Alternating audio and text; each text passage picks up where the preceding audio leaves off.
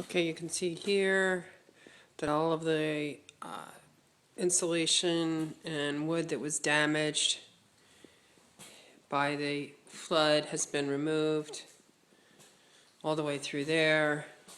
He kept all the pieces of molding, they're right there. This is just the door. So he did power wash in here, so this looks cleaner.